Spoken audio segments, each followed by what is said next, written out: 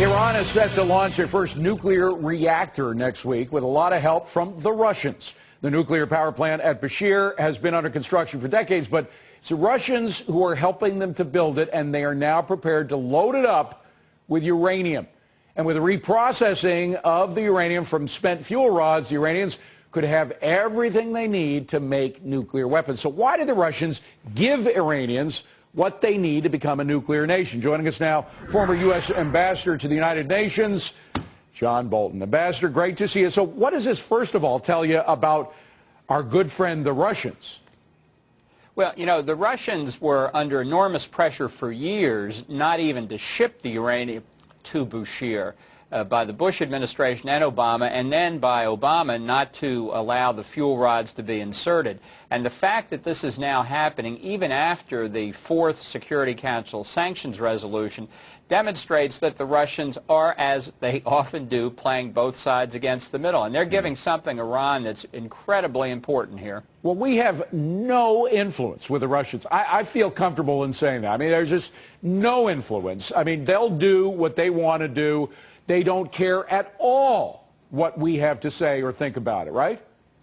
Well, I think this is a clear demonstration of that. And what is going to happen here in the next month or so as these fuel rods are inserted and the reactor is brought up to full power is that Iran will have achieved something that no other opponent of Israel, no other enemy of the United States really in the Middle East has, and that is a functioning nuclear reactor.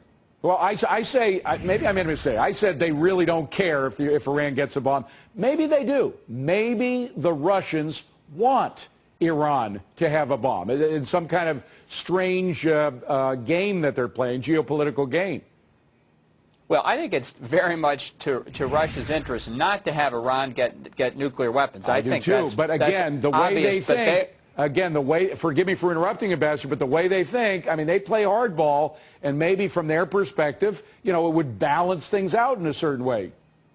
Well, the idea of being able to stick a thumb in America's eye always figures prominently in Moscow. So the fact is that the sensible view that this is not in Russia's interest does not prevail in Moscow, and that's why they're allowing this to go ahead. There's a cynical view that Russia knows that at some point maybe the United States, more likely Israel, isn't going to tolerate this going forward, and that they will use preemptive military force so that Russia wins on both sides. They sell this reactor to Iran, and then they get Israel to take it out. No downside to the Russians. They get to condemn Israel, but Iran doesn't get the bomb. That's a cynical view, but again, not unheard of in Moscow. Not unheard of, but that sounds, even for the Russians, that sounds like too many bank shots there. But the point is that we or Israel or whomever can't bomb these plants, this nuclear reactor, because it would send radiation flying in the air. It would affect thousands of people, Iranians. So in a way, they have almost checkmated us. The Iranians have. They now have a way of getting nuclear fuel that cannot be attacked because for humanitarian reasons it cannot be attacked. So they've got it, right?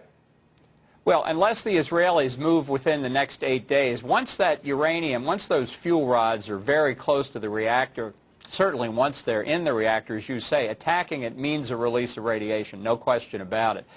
So if Israel's going to do anything against Bushehr, it has to move in the next 8 days. If they don't, then, as I say, something Saddam Hussein wanted but couldn't get, a functioning nuclear reactor because the Israelis bombed it in 1981, something that Bashar al-Assad in Syria wanted, a functioning nuclear reactor until the Israelis bombed it, couldn't get. The Iranians, sworn enemies of Israel, will have. Boy, we've literally run out of time, but very quickly, within the next 8 days, do you think it's likely that within the next 8 days Israel will strike?